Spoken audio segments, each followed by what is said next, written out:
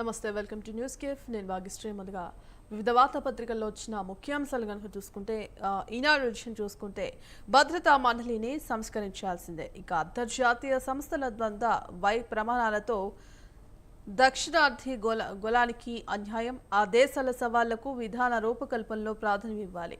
Bricks వేదికగా ప్రధాని మోదీ పిలుపు. బ్రెజిల్లో ప్రారంభమైన శిఖరాగ్ర సదస్సు హాజరు కాని చైనా, రష్యా, ఇరాన్, ఈజిప్టు అధ్యక్షులు పహల్గాం దాడిని ఖండిస్తూ రియో ప్రకటన.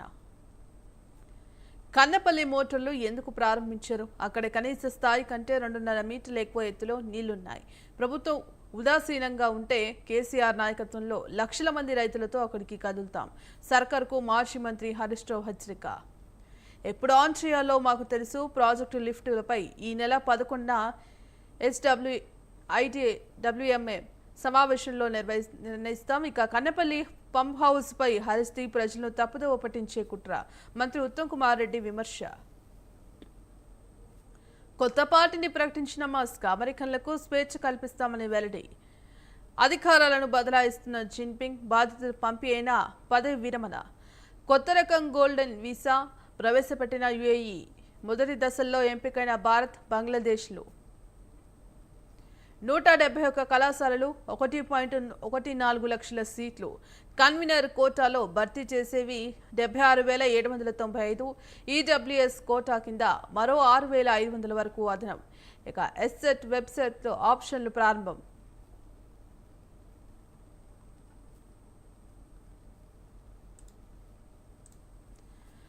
సాక్షి ఎడిషన్ చూసుకుంటే red book green signal. Social మీడియాలో పోస్టులు, వ్యాఖ్యల కేసులో సుప్రీం కీలక తీర్పును దర్యాప్తు అధికారి పాటించరా లేదా పరిశీలించాలన్న హైకోర్టు ఆదేశాలతో పోలీసుల్లో వణుకు. అర్నేష్ కుమార్, ఇమ్రాన్ ప్రతాప్ గాంధీ కేసుల్లో సుప్రీం తీర్పును గుర్తు చేసిన హైకోర్టు. ఇక మెజిస్ట్రేట్లు యాంత్రికంగా రిమాండ్కు పంపుతుండడంపై విస్మయం. కాకిల అరాచకాలు, అప్రజాస్వామిక విధానాలపై కన్నెర్ర. సోషల్ మీడియా యాక్టివిస్టులపై తప్పుడు కేసులకు తెర. ఏడాదిగా అక్రమ కేసులతో విధించిన పోలీసులు. పౌరుల భావ ప్రకటన హక్కును కాలరాస్తూ అణచివేతలు. ఇక ఏడాదిలో ఏకంగా 822 మందికి నోటీసులు, 253 అక్రమ కేసులు, 86 మంది అక్రమంగా అరెస్టు. హైకోర్టు ఆదేశాల పట్ల సర్వత్రా హర్షం, జాతీయ స్థాయిలో చర్చ. ఇక న్యాయ వ్యవస్థపై దాడి. జస్టిస్ శ్రీనివాస్ రెడ్డిపై ట్రోలింగ్ ను తీవ్రంగా ఖండిస్తున్నాం. కారకులపై ప్రభుత్వం తక్షణమే కఠిన చర్యలు తీసుకోవాలి. ఆయన నిష్పాక్షికంగా తీర్పులు వెలువరించారు. న్యాయమూర్తుల వ్యక్తిత్వ వానాన్ని సహించేది లేదు. న్యాయ వ్యవస్థ స్వతంత్రత విషయంలో రాజీ లేదు. దురుద్దేశపూర్వకంగా సాగించే దాడులు, దూషణలపై డీజీపీ నేతృత్వంలో ప్రత్యేక విభాగంతో దర్యాప్తు చేపట్టాలి. ఇక గతంలో జరిగిన ఘటనలపై విచారణకు ఆదేశించాలి. కారకులపై న్యాయపరమైన చర్యలకు ఉపక్రమించాలని కేంద్ర, రాష్ట్ర ప్రభుత్వాలు సుప్రీంకోర్టు, హైకోర్టును కోరుతూ బార్ కౌన్సిల్ తీర్మానం. రాజధాని అప్పుల్లో 991.06 కోట్లు మళ్లింపు. తక్షణమే CRDA ఖాతాల్లో జమ చేయాలి. ప్రపంచ బ్యాంకు, ADB, హడ్కో ఆదేశం. దీంతో 245.37 కోట్లను విడతల వారీగా సర్కారు జమ. ఇంకో 745.69 కోట్లు జమ చేయాలని ప్రభుత్వం. పోలవరం నిధులు ఇదే తరహాలో పక్కదారి. ఖజానాపై ప్రైవేటు వ్యక్తులకు అధికారమా? ఇది రాజ్యాంగ ఉల్లంఘన కాదా? ఆ స్థాయికి ఎందుకు దిగజారారో ప్రజలకు చెప్పాలి. చంద్రబాబు సర్కార్కు మాజీ మంత్రి బుగ్గన రాజేంద్రనాథ్ సవాల్. ఈ అంశంపై ప్రజలకు వివరణ ఇవ్వకపోవడం బాధాకరం. ఉద్యోగులు పూర్తిగా మోసపోయారు. IR లేదు, PRC ఊసే లేదు. 9 హామీల్లో 1 అమలు చేయలేదు. ఉద్యోగుల్ని దారుణంగా అవమానిస్తున్నారు. ప్రభుత్వ ఉద్యోగుల సమైక్య అధ్యక్షుడు వెంకట్రామిరెడ్డి. పోలీస్ స్టేషన్ ఎదుట మృతదేహంతో ఆందోళన. అసభ్య పదాచారంతో దూషించి దురుసుగా ప్రవర్తించారని పోలీసులపై బంధువుల ఆరోపణ. అందుకే ఆత్మహత్య చేసుకున్నాడని ఆవేదన. పోలీసుల తీరును నిరసిస్తూ కడప, చెన్నై రహదారిపై బైఠాయింపు. ఇక ఇండోసోల్ పై కుట్ర. భూ సేకరణ కోసం ప్రభుత్వానికి 500 కోట్ల చెల్లింపు. ఇంజనీరింగ్ డిజైన్లు, పరికరాలు, మౌలిక వసతులు ఇప్పటికే సుమారు 1200 కోట్ల వ్యయం. వాళ్ళిచ్చిన డబ్బుతోనే భూసేకరణ జరిపి ఇండోసోల్ను అక్కడి నుంచి బయటకు పంపడంతో ప్రభుత్వ ఉద్దేశం ఏంటి? ఇండోసోల్కు కేటాయించిన ప్రాంతంలో కాకుండా వేరే ప్రాంతం కేటాయించడం వెనుక ప్రభుత్వ పెద్దల కుట్రేమిటి? ఈ పరిశ్రమకు కేంద్ర ప్రభుత్వం వయబిలిటీ గ్యాప్ ఫండ్ కూడా ఉంది. ఇక రైతులు వ్యతిరేకించే ప్రాంతంలో పరిశ్రమ పెట్టాలని కోరడం దురుద్దేశం కాదా? ఇప్పటికే 1 గీగావాట్ సామర్థ్యంతో ఉత్పత్తి ప్రారంభానికి సిద్ధమైన ఇండోసోల్ను అక్కడి నుంచి తరిమేయడమేమిటి? నిజంగా పరిశ్రమకు తోడ్పాటు అందించే ఉద్దేశం ఉంటే మామిడి పండ్లకు ప్రసిద్ధి గాంచిన ఉలవపాడులో భూమి కేటాయిస్తారా? ఇప్పటికే కంపెనీ ఏర్పాటుకు అంతా సిద్ధం చేసుకున్న ఇండోసోల్పై ఇది కుట్ర కాదా?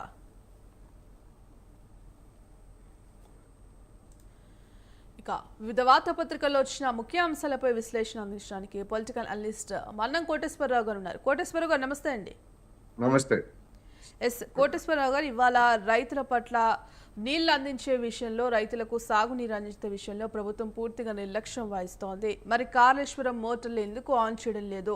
ఒకవేళ ఆన్ చేయకుంటే లక్షల మందితో ఇవాళ మాజీ సీఎం కన్నపల్లికి చేరుకొని రైతులందరితో కలిసి ఆ విధంగా ముందుకు వెళ్లే అవకాశం ఉన్నట్టు కూడా ఇప్పటికే హెచ్చరిస్తున్నారు. మరోపక్క ప్రభుత్వం కూడా మోటార్లు ఎప్పుడు ఆన్ చేయాలో మాకు తెలుసు, ఇదంతా కేవలం రైతులను పక్కదోవ పట్టించడానికి కుట్రలు చేస్తున్నారంటూ కూడా మరోపక్క ప్రభుత్వం విమర్శిస్తుంది. అంటే దీన్ని ఏ విధంగా చూడొచ్చు అంటారు?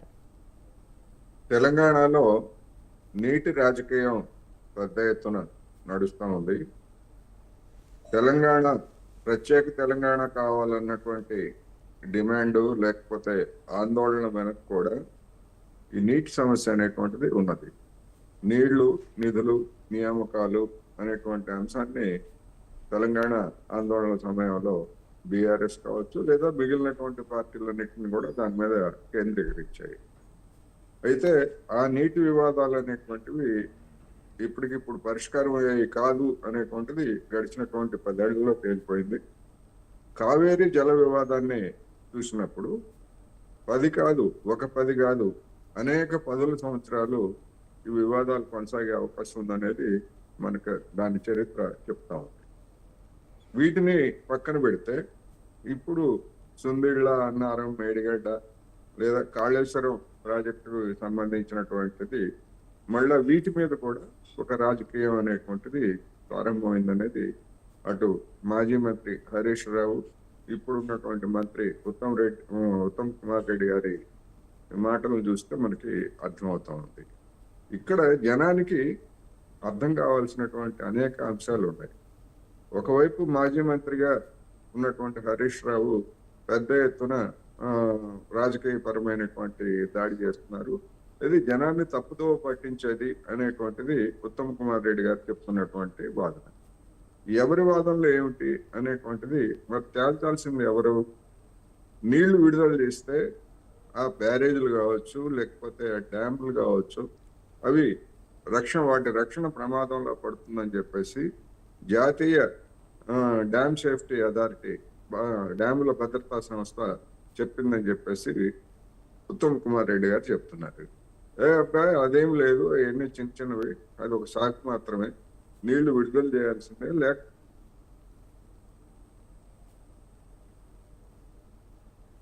ఎట్లా చేస్తారు?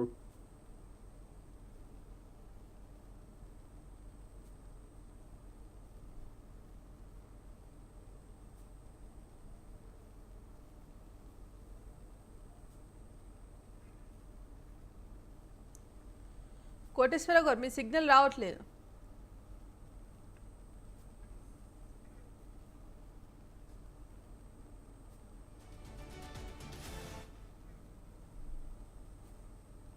భద్రతకు సంబంధించినటువంటిది ఇంకా పూర్తిగా నేషనల్ డ్యామ్ సేఫ్టీ అథారిటీ కానీ లేదా రాష్ట్ర ప్రభుత్వం కానీ 1.5 ఏళ్ళు అవుతున్నా కానీ ఇంకా దాన్ని ఏమి చేయాలి, దానిలో ఉన్నటువంటి స్థితి ఏమిటనేటువంటిది ఇంతవరకు రాష్ట్ర ప్రజానీకానికి తెలియజెప్పలేదు. ఒక విధంగా చెప్పాలంటే ఏమి చేయబోతున్నారు, ఆ ప్రాజెక్ట్ని ఏం చేయబోతున్నారు, దాంతో వచ్చేటువంటి సమస్యలు ఏంటి అనేటువంటిది పారదర్శకంగా ప్రజలకు చెప్తే ఎవరు ఏం చెప్తున్నారు, ఎవరి వాదనలో కరెక్ట్ ఉందనేటువంటిది ఉంటుంది. అన్నింటికీ మించి కనీసం ఇప్పటి వరకు జరిగినటువంటి దానిలో అయినా కానీ జస్టిస్ ఘోష్ విచారణ కమిషన్ ఏం చెప్తుంది ఏమిటి అనేటువంటి దాన్ని పక్కన పెట్టేట్లయితే, మరి ఉత్తమ్ కుమార్ రెడ్టి గారు తాను చెప్తున్నటువంటి వాదనకు అనుగుణంగా నేషనల్ డ్యామ్ సేఫ్టీ అథారిటీ ఏం చెప్పింది, రాష్ట్రంలో ఉన్నటువంటి ఇంజనీర్లు ఏం చెప్పారు ఏమిటి అనేటువంటి దాని మీద ఒక శ్వేతపత్రం విడుదల చేయడం ద్వారా అటు మీడియాకు, జనానికి దాన్ని పబ్లిక్ డొమైన్ లో పెట్టి జనానికి అందుబాటులోకి వచ్చి ఇదిగో ఇది బ్లాక్ అండ్ వైట్, ఫలానా నిపుణులు ఈ విధంగా చెప్పారు, నేషనల్ డ్యామ్ సేఫ్టీ అథారిటీ ఈ విధంగా చెప్పింది, రాష్ట్ర ప్రభుత్వ ఇంజనీరింగ్ విభాగం ఈ విధంగా నీటిపారుదల ఇంజనీరింగ్ విభాగం ఇలా చెప్పింది అనేటువంటి విషయాలను చెప్తే దానిలో ఎవరు చెప్తుంది ఏమిటి అనేటువంటిది అర్థం చేసుకోవడానికి ఉంటుంది. కానీ అలా కాకుండా ఆ నీళ్లు ఇవ్వకపోయినా లేకపోతే ఇంకోటి జరగకపోయినా మొత్తం రికార్డు స్థాయిలో రాష్ట్రంలో పంటలు పండాయి అని చెప్తున్నాం. రికార్డు స్థాయిలో రాష్ట్రంలో పంటలు పండటానికి అనేకమైనటువంటి కారణాలు ఉంటాయి. నాగార్జున సాగర్ డ్యామ్కి 4 ఏళ్ల పాటు నీళ్లు లేకపోతే అటు ఆంధ్రప్రదేశ్ లోను ఇటు తెలంగాణలో కూడా దాని కింద సాగు జరగలేదు. అయినా కానీ అప్పుడు కూడా ఇతర ప్రాంతాల్లో బాగా వర్షాలు పడినటువంటి కారణంగా మరి రికార్డు స్థాయిలో పంటలు పండాయి. కానీ దాన్ని ప్రామాణికంగా తీసుకోలేము కదా. అందుకని మన ప్రాజెక్టులు కట్టుకున్నటువంటి పర్పస్ ఎష్యూర్డ్ అంటే హామీగా లభించేటువంటి నీటిని రైతాంగానికి, వ్యవసాయానికి అందజేయడం లేదా ఆహార భద్రత, దీని అంతకు సంబంధించినటువంటి అంశం. అందుకని రెండు పక్షాలు రాజకీయం చేయడం మాని తమ వాదనలు సమర్థించుకోవడం మాని జనానికి వాస్తవాలను తెలియజెప్పాల్సినటువంటి అవసరం ఉందనేది నేను ఈ సందర్భంగా చెప్పగలను. కోటేశ్వరరావు గారు, మరోపక్క ఇటు మేడిగడ్డ ఎగువ నుంచి 70,000 క్యూసెక్కుల పైగా వరద నీరు వస్తోంది. మరి అలాగే ఇటు లక్ష్మీ బ్యారేజీ వద్ద కూడా 85 గేట్లు ఎత్తి వచ్చిన నీటిని కూడా వచ్చినట్టు కిందికి వదులుతున్నారు. మరి ఆ నీటినే ఎత్తిపోసి ఇటు రైతులకు ఇవ్వాలంటూ కూడా, పొలాలకు ఇవ్వాలంటూ కూడా రైతులు కోరుతున్నప్పటికీ మరోపక్క ఇటు ప్రభుత్వం మాత్రం పూర్తిగా నిర్లక్ష్య వైఖరి ప్రదర్శిస్తోంది. ముఖ్యంగా ఇవాళ తెలంగాణ సాధించుకున్న ఒకే ఒక 3 అంశాల మీద: నీళ్లు, నిధులు, నియామకాలు. మరి ఈ విషయంలో ఎందుకు ప్రభుత్వాలు నిర్లక్ష్యం వహిస్తున్నాయి అనుకోవచ్చు? నీళ్లు అనే దానికి వచ్చేసరికి 2 అంశాలు ఉన్నాయి. ఒకటి కృష్ణా జలాల్లో, అదేవిధంగా గోదావరి జలాల్లో తెలంగాణ వాటా ఎంత అనేటువంటిది ఒకటైతే, గోదావరి జలాల్లో మొత్తంగా ఉమ్మడి రాష్ట్రానికి కేటాయించినటువంటి నీరు ఎంతో ఉన్నది తప్ప అందులో తెలంగాణ వాటా ఎంత, ఆంధ్రప్రదేశ్ వాటా ఎంత అనేటువంటిది ఇంతవరకు తేలలేదు. అదేవిధంగా కృష్ణా జలాలకు సంబంధించి ఉమ్మడి రాష్ట్రంలో వివిధ ప్రాజెక్టుల కేటాయింపులు అనేటువంటివి స్పష్టంగా ఉన్నాయి. అయితే తెలంగాణ ప్రభుత్వం చెప్పేది ఏమిటంటే మొత్తం క్యాచ్మెంట్ ఏరియా, దాన్ని తెలుగులో అరగాణి అని కూడా అంటారు. క్యాచ్మెంట్ ఏరియా అనేటువంటిది తెలంగాణలో ఉంది కనుక మాకు కేటాయించినటువంటి నీటి కంటే మాకు ఎక్కువ దానికి అనుగుణంగా ఆ దామాషాలో మాకు నీటి కేటాయింపులు జరగాలి అని చెప్పేసి తెలంగాణకి డిమాండ్ చేస్తా ఉంది. తెలంగాణ ప్రత్యేక ఆందోళన సందర్భంగా కూడా అదే డిమాండ్ ముందుకు తెచ్చారు. కానీ ఆ డిమాండ్ అనేటువంటిది అది పరిష్కారం అవుతుందా, లేకపోతే అది సాకారం అవుతుందా లేదా అంటే గడిచినటువంటి 10 ఏళ్లలో సాకారం కాలేదు. కానీ అంతకుముందు ఏ ప్రాజెక్టులకు అయితే నీటి కేటాయింపులు ఉన్నాయో ఆ ప్రాజెక్టుల ప్రకారం తాత్కాలిక ప్రాతిపదిక అంటే ఫైనల్ గా ఒక నిర్ణయం జరిగేంత వరకు 299 టీఎంసీలు తెలంగాణ తీసుకోవడానికి, మిగిలినటువంటి వాటర్ని ఆంధ్రప్రదేశ్ వాడుకోవడానికి 2 రాష్ట్ర ప్రభుత్వాలు అంగీకరించాయి. అది వాస్తవం. దాన్ని శాశ్వతమైనటువంటి ఒప్పందం చేసుకున్నారని చెప్పేసి తెలుగు బీజేపీ, మన కాంగ్రెస్ పార్టీ బీఆర్ఎస్ మీద ఆరోపిస్తూ ఉంది. కాదు, అది తాత్కాలికమైనటువంటి సర్దుబాటులో భాగంగా ఆ రోజు అట్లా చేసుకున్నాను తప్ప అది శాశ్వతమైనటువంటి ఒప్పందం కాదని చెప్పేసి బీఆర్ఎస్ చెప్తా ఉంది. అందుకని ఇప్పుడు స్టేటస్ కో కొనసాగుతూ ఉంది. ఈ స్టేటస్ కో కొనసాగుతున్నటువంటి సమయంలోనే కేటాయించినటువంటి ఆ 300 టీఎంసీలు లేదా 299 టీఎంసీల నీటిని కూడా కృష్ణా జలాలను పూర్తిగా వాడుకోలేనటువంటి స్థితి వాళ్ళ తెలంగాణలో ఉన్నది. అందుకని ఇక్కడ ఉన్నటువంటి ప్రాజెక్టులని ముందు సత్వరం పూర్తి చేసుకోవాలి. మిగిలినటువంటి వివాదాలు తేలేంతలోగా ఇవన్నీ పూర్తి చేసుకోవాలి. అదేవిధంగా గోదావరి మీద కూడా ఉన్నటువంటి ప్రాజెక్టులన్నింటినీ కూడా సత్వరం పూర్తి చేయడం ద్వారా గోదావరి జలాలను కూడా వాడుకోవాలి. ఇప్పుడు ఏమవుతోంది, గోదావరి జలాలు భారీ మొత్తంలో సముద్రం పాలవుతున్నాయి. అదేవిధంగా సరే కృష్ణా జలాలు కూడా బాగా వరదలు వచ్చినటువంటి సమయంలో, వర్షాలు పడిన సమయంలో ఆ విధంగా జరుగుతూ ఉంది. అందుకని ఈ సమస్య వేరు, కాళేశ్వరం లేదా ఇతర ఎత్తిపోతలకు సంబంధించినటువంటి నీటి సమస్య, నీటి సరఫరా సమస్య వేరు. అందుకని రెండింటినీ కలగాపులగం కాకుండా దేనికదే చూడాలి.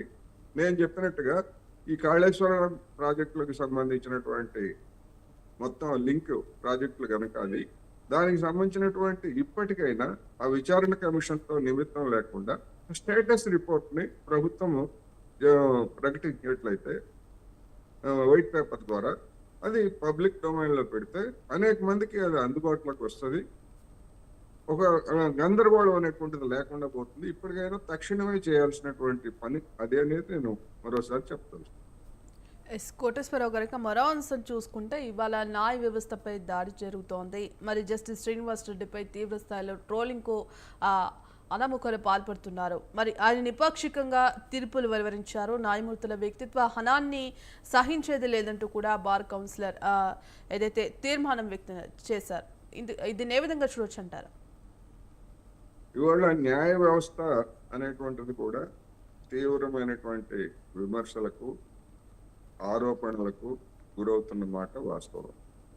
న్యాయ వ్యవస్థలో న్యాయమూర్తులు వెలువరిస్తున్నటువంటి తీర్పులకి ఆ న్యాయమూర్తులకి మనం దురుద్దేశాలని ఆపాదించకూడదు. కానీ అనేక తీర్పులు విమర్శలకు గురవుతున్నాయి. ఆ తీర్పులను విమర్శించేటువంటి రైట్ మనకి రాజ్యాంగం కల్పించింది.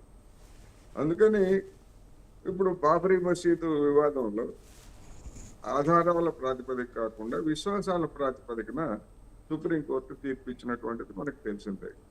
మరి ఆ తీర్పుని విమర్శించేటువంటి హక్కు పౌరులుగా మనకు ఉన్నదా లేదా అంటే ఖచ్చితంగా ఉంది. అటువంటి విమర్శలు కూడా వెలువడ్డాయి. అదేవిధంగా అనేకమైనటువంటి న్యాయమూర్తుల వ్యవహారాల శైలి కూడా తీవ్ర విమర్శలకు గురవుతాను. ఉదాహరణకు ఇవాళ పత్రికల్లో వచ్చినటువంటి అంశం, మాజీ ప్రధాన న్యాయమూర్తి చంద్రచూడ్ గారు అధికారిక నివాసాన్ని వెంటనే ఖాళీ చేయలేదు, ఇది గడువు లోపల నిబంధనల ప్రకారం అనేటువంటిది వచ్చింది. మరి అటువంటి అనేకమైనటువంటి తీర్పులు ఇచ్చినటువంటి ఉన్నత పదవిని అవతరించినటువంటి న్యాయమూర్తి ఆయనకి నిబంధనలు తెలియవా, లేదా ఆ గడువు లోపలే ఖాళీ చేస్తే ఆయనకు వచ్చేటువంటి నష్టం ఏమిటి అనేటువంటిది సహజంగానే వస్తుంది కదా. మరి అలాంటి చర్యలకి నోటీసులు ఇచ్చేంత వరకు ఆయన ఎందుకు తెచ్చుకున్నాడు? అది ఆయనకి గౌరవం, వ్యక్తిగతంగా గౌరవమా, లేకపోతే మాజీ ప్రధాన న్యాయమూర్తులుగాను లేదా న్యాయమూర్తులుగా ఉన్నటువంటి వాళ్ళకి గౌరవమా? ఎందుకు ఇలాంటి పనులు చేస్తారు? మరి అలాంటి చర్యల మీద ట్రోలింగ్ చేస్తే తప్పేమిటి అనేటువంటి వాదనలు కూడా మనకి స్పష్టంగా కనిపిస్తున్నాయి. అదేవిధంగా ప్రస్తుతం విధుల్లో ఉన్నటువంటి న్యాయమూర్తులు ఇచ్చేటువంటి ఆదేశాలు కూడా అనేక వివాదాలని సృష్టిస్తున్నాయి. ఈ నేపథ్యంలో చూసినప్పుడు ఆంధ్రప్రదేశ్లో శ్రీనివాస్ రెడ్డి గారు అనేటువంటి జడ్జి సింగయ్య ప్రమాదం కేసులో తీసుకున్నటువంటి నిర్ణయం ట్రోలింగ్కి దారితీసింది. దాంతో ఆయన మరొక కేసులో బెయిల్ విచారణకు సంబంధించి వేరే బెంచ్కి దాన్ని బదిలీ చేయించండి అని చెప్పేసి ఆయన స్వయంగా చెప్పారు. ఒకవేళ ఆ కేసులో జగన్మోహన్ రెడ్డి గారికి అనుకూలంగా శ్రీనివాస్ రెడ్డి గారు నిర్ణయం చేశారు అని అనుకున్నట్లయితే రాష్ట్ర ప్రభుత్వం కానీ లేదా ఆ కేసుకు సంబంధించినటువంటి ఇతరులు ఎవరైనా కానీ వేరే బెంచ్కి దాన్ని అప్పీల్ చేయొచ్చు, లేకపోతే మరో విధంగా వెళ్ళొచ్చు. కానీ న్యాయమూర్తి మీద ట్రోల్ చేయాల్సినటువంటి అవసరం ఏముంది? నిజంగా అది చాలా దారుణమైనటువంటి విషయం. న్యాయమూర్తులు తప్పులు చేయరా అంటే తప్పులు చేస్తారు. తప్పులు చేసినప్పటికీ ఇంకా అటువంటి వాళ్ళ తప్పుల మీద విచారణ చేసుకునేటువంటి అప్పీల్ కోరేటువంటి అధికారం కూడా మనకి ఉన్నది కనుక ఆ పని చేయకుండా ట్రోలింగ్ చేయటం ద్వారా రెండు పర్పస్లు. ఒకటి, మళ్ళా ఆ జడ్జి ఏ తీర్పు ఇవ్వాలన్నా కానీ భయపడేటువంటి పరిస్థితి ఒకటైతే, అది మిగతా జడ్జీలను కూడా ఒక విధంగా బ్లాక్మెయిల్ చేయటమే. ఎందుకంటే ఇవాళ రాజకీయ ప్రేరేపితమైనటువంటి అంశాలు ఇవాళ అన్ని రాష్ట్రాల్లో ముఖ్యంగా ఆంధ్రప్రదేశ్లో ఉన్నటువంటి పరిస్థితిని చూసినప్పుడు ఏ విధమైనటువంటి తీర్పు ఇస్తే ఏ విధమైనటువంటి ట్రోలింగ్కి గురి కావాల్సి వస్తుందని చెప్పేసి ఆంధ్రప్రదేశ్ హైకోర్టులో ఉన్నటువంటి వాళ్ళు కానీ లేదా తెలంగాణలో ఉన్న హైకోర్టులో ఉన్నటువంటి కానీ న్యాయమూర్తులు ఇవాళ 1-2 సార్లు ఆలోచించాల్సిన పరిస్థితి జస్టిస్ శ్రీనివాస్ రెడ్డి గారి మీద జరుగుతున్నటువంటి ట్రోలింగ్ మనకి స్పష్టం చేస్తూ ఉంది. మరి ఇటువంటి ట్రోలింగ్ని మిగిలినటువంటి రాజకీయ నాయకులు, రాజకీయ పార్టీల పట్ల లేదా ఇతరత్ర ట్రోలింగ్ చేసినటువంటి వాళ్ళందరి మీద కూడా కేసులు పెడుతున్నటువంటి ఆంధ్రప్రదేశ్ ప్రభుత్వము మరి ఈ శ్రీనివాసరెడ్డి గారి మీద జరుగుతున్నటువంటి ట్రోలింగ్ గురించి ఇంతవరకు ఎవరి మీద అయినా కేసులు నమోదు చేశారా అంటే మనకు తెలిసినంత వరకు అలాంటి నమోదు చేసినటువంటి ఉదంతాలు ఎక్కడ ఇంతవరకు మీడియాలో రాలేదు. మరి ఎందుకని శ్రీనివాసరెడ్డి గారి మీద జరుగుతున్నటువంటి ట్రోలింగ్ ని అనుమతిస్తోంది పరోక్షంగా? ఎవరి మీద ఏ కేసులు ఎందుకు నమోదు చేయడం లేదు? అవి కేసులు కావా, లేకపోతే ఆ విధమైనటువంటి దాన్ని అనుమతిస్తారా ఇతర న్యాయమూర్తుల మీద కూడా అని ఈ విధమైనటువంటి అనేకమైనటువంటి ప్రశ్నలు తలెత్తుతున్నాయి. రెండోది, న్యాయమూర్తులు కూడా ఐరోపాలో చూసినా లేదా అమెరికాలో చూసినా కానీ నియామకాలు ఏ ప్రభుత్వ హయాంలో జరిగితే ఆ ప్రభుత్వాలకి అనుకూలంగానో లేదా ఆ నాయకులకు అనుగుణంగానో ఆ దేశాల్లో కూడా అలాంటి తీర్పులు ఇచ్చినటువంటి ఉదంతాలు ఉన్నాయి. అందుకని మొత్తంగా ఈ పరిణామాలన్నీ కూడా మనకు తెలియజేస్తున్నాయి ఏంటంటే న్యాయ వ్యవస్థ మీద విశ్వాసాన్ని కోల్పోయే విధంగా పరిణామాలు జరుగుతున్నాయి. దాన్ని నిలబెట్టడానికి న్యాయ వ్యవస్థలో ఉన్నటువంటి న్యాయమూర్తులు తమ యొక్క అంతకు పూర్వపు అంటే న్యాయమూర్తులు కాకముందు న్యాయవాదులుగా ఉన్నటువంటి సమయంలో ఉన్నటువంటి అనుబంధాలు, బంధాలు, రాగద్వేషాలకు అతీతంగా చట్టాన్ని చట్టంగా పరిగణించి తీర్పులు చెప్పేటువంటి క్రమాన్ని మళ్ళా పునరుద్ధరించకపోతే ప్రతి తీర్పు వివాదమై ప్రతి తీర్పు కూడా ట్రోలింగ్ గురయ్యేటువంటి అవకాశం ఉందనేది నేను ఈ సందర్భంగా చెప్తాను. ఎస్ కోటేశ్వరరావు గారికి మరో అంశం చూసుకుంటే ఇప్పటికే తమిళనాడులో ఆ రాష్ట్రంలో తమిళనాడు నాగరికతపై రాజకీయం అయితే రాజుకుంది. మరి 208 ఏళ్ళ లేకపోతే 300 ఏళ్ళ అంటూ కూడా ఇప్పటికే దీని మీద ఓ వివాదం అయితే కొనసాగుతోంది. మరి ఇప్పటికే తమిళనాడులోని కిలాడి నాగరికతపై వివాదం ఇంకా సద్దుమరగడం లేదు. మరి అది 2800 ఏళ్ల కన్నా ముందుది అంటూ కూడా ఆ రాష్ట్ర ప్రభుత్వం తెలుస్తుంది. అంటే దీని ఏ విధంగా చూడొచ్చు అంటారు? ఇవాళ చరిత్రను ప్రపంచవ్యాప్తంగా చూసినప్పుడు చరిత్రను నిర్మించేది ప్రజలు అయితే చరిత్రను రాసేది పాలకులు.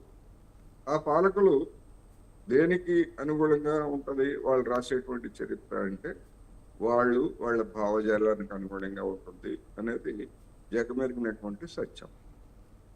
భారతదేశంలో కూడా చరిత్ర గురించి ఇవాళ అదే విధమైనటువంటిది జరుగుతూ ఉంది.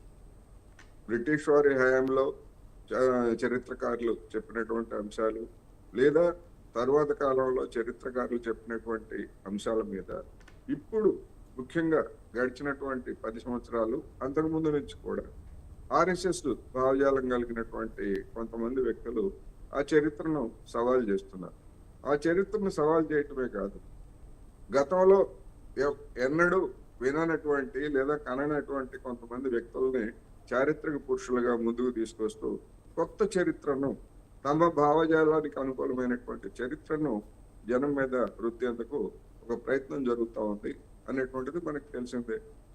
అందువల్ల ఎవరు ఏ భావజాలానికి ప్రాతినిధ్యం వహించేటువంటి వాళ్ళు ఉంటే ఆ భావజాలానికి అనుగుణంగా చరిత్రను తయారు చేస్తున్నారు. ఇప్పుడు తమిళనాడులో జరుగుతున్నటువంటి ఆ వివాదం కూడా అదే కీలడి నాగరికత అనేటువంటిది. దాని వయసు 2008 సంవత్సరాల 300 సంవత్సరాల అనేటువంటి దాని మీద ఉన్నది. ఒకవేళ అటువంటి వివాదం ఏదైనా ఉండేట్లయితే దాన్ని పరిష్కరించడానికి లేదా దానికి అవకాశం ఉంది.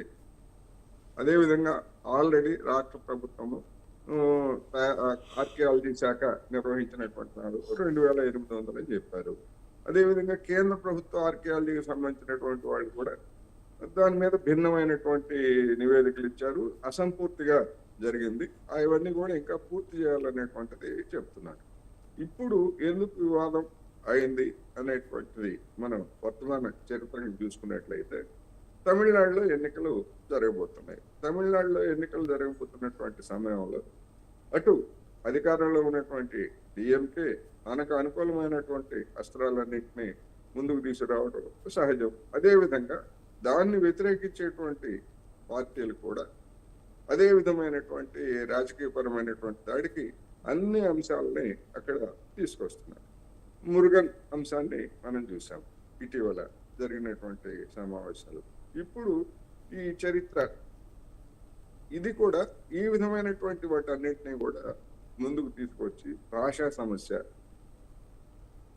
త్రిభాషా సూత్రంలో భాగంగా హిందీని రుద్దాలి, హిందీని బలవంతంగా ప్రవేశపెట్టాలి అని ఒకవైపు మాట్లాడుతున్నటువంటి కేంద్ర ప్రభుత్వం నూతన విద్యా విధానం పేరుతోటి, మరి అదే పార్టీ అధికారంలో ఉన్నటువంటి మహారాష్ట్రలో ఆ విధమైనటువంటి ఆదేశాలు ఇచ్చిన తర్వాత ప్రాథమిక పాఠశాల స్థాయిలో హిందీ బోధించాలనేటువంటి విధానాన్ని ప్రకటించినటువంటి ప్రభుత్వం అక్కడ వ్యతిరేకత తలెత్తడంతో మరి అదే బీజేపీ అక్కడ హిందీ అవసరం లేదు అని చెప్పేసి ఎత్తేసింది త్రిభాష సూత్రంలో భాగంగా.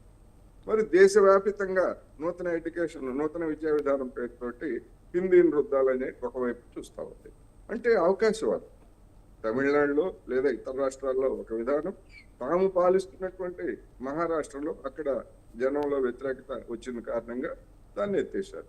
మరి ఈ విధమైనటువంటి వివాదాస్పద విధానాలని అనుసరించేటప్పుడు అది భాష అయినా లేకపోతే చరిత్రకు సంబంధించినటువంటి అంశమైనా లేదా మరొకటైనా కానీ ప్రతిదీ కూడా ఎన్నికల కోణం లేకపోతే ఇతర రాజకీయ లబ్ధి అనేటువంటి ప్రాతిపదికగా జరుగుతున్నప్పుడు మరి దీనికి ముగింపు పలకాల్సింది ఎవరు అనేటువంటి దానికి వచ్చేసరికి ఈ తమిళనాడు చరిత్రకు సంబంధించి మొత్తం సమగ్రమైనటువంటి చర్చ జరగాలి. దానిలో 300 సంవత్సరాల 800 సంవత్సరాల అనేటువంటిది తేల్చుకోవడానికి అదేం పెద్ద సమస్య కాదు. కానీ దాన్ని తేల్చకుండా పక్కన పెట్టేశారనేది కదా ఇప్పుడు తమిళనాడు చేస్తున్నటువంటి విమర్శ. ఆ పక్కన పెట్టాల్సినటువంటి అవసరం ఏంటి? ఆ తవ్వకాలు లేదా అధ్యయనం కొనసాగిస్తున్నాము, ఇంకా దాని మీద ఎలాంటి నిర్ణయం తీసుకోలేదు అని చెప్పేసి కేంద్ర ప్రభుత్వం చెబితే అది వివాదం కాదు. కానీ పక్కన పెట్టేయడం అనేటువంటిది అది వివాదాస్పదమైనటువంటి అంశం.